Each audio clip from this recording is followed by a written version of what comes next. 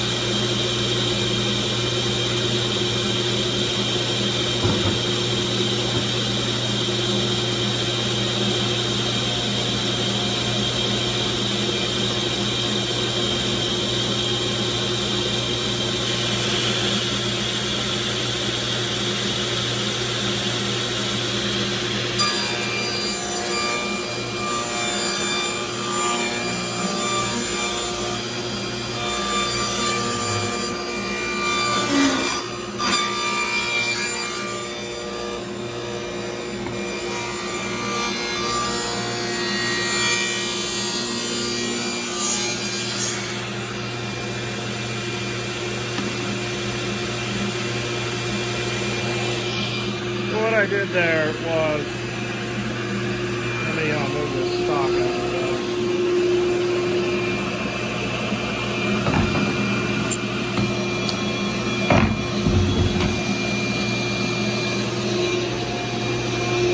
Go ahead and rip that down one more time. See if I can do this one-handed.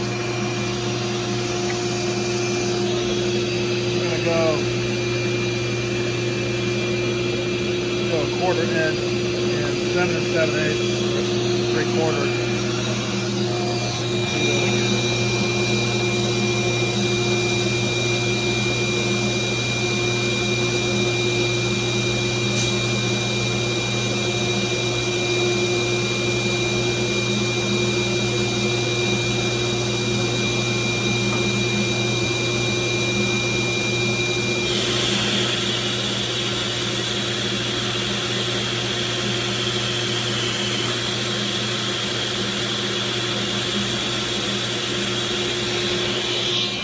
Okay, so I think what you do is you make this kind of loose and you set it down on the board, and that way it'll ride right on top of it.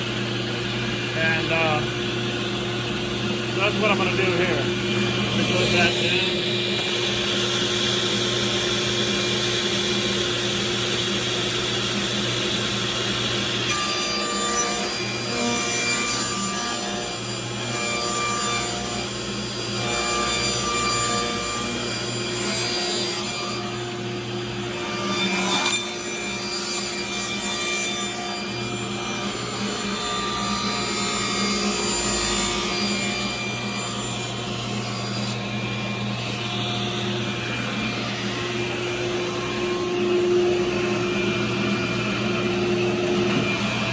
So it seems to work a little better that way.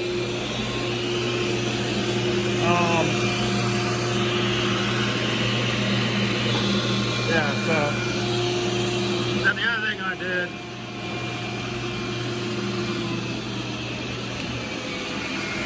was bring the blade guard really close to the blade. Turn this stupid fucker on. Anyway, sorry about that crappy video there. I really got to find my GoPro. And that wood, that's red oak, but it's a little stained. It was out in the under some tin, a little bit too long out in the woods. But yeah, I think the last time I did this, I had this locked up here, up high at a certain height. But I don't think that's the best way to do it. The best way to do it is to set it down there and then lift it up, put your wood underneath there, set it back down on your wood, and then let it freehand. Now I noticed the Excalibur one, I think that's SawStop uses, it has a spring from here up. So the spring allows it to come up a little bit easier. This is a little tight. I guess you got to get the spring just right. You don't want to go up, but you want to go up easy as soon as that board hits it. So, you know, there's still a lot of dust coming out of here. So I also put some magnetic, you know, sticky paper, whatever the heck it's called. You can make like refrigerator thingies out of it. You can pull that tape off and then it's sticky on that side, and put a picture on there if you want, and then it's magnetized. I saw somebody on YouTube doing that, and I thought that was a good idea.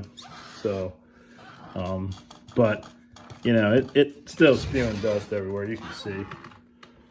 You know, it's not ideal, but I think that's better, a little better.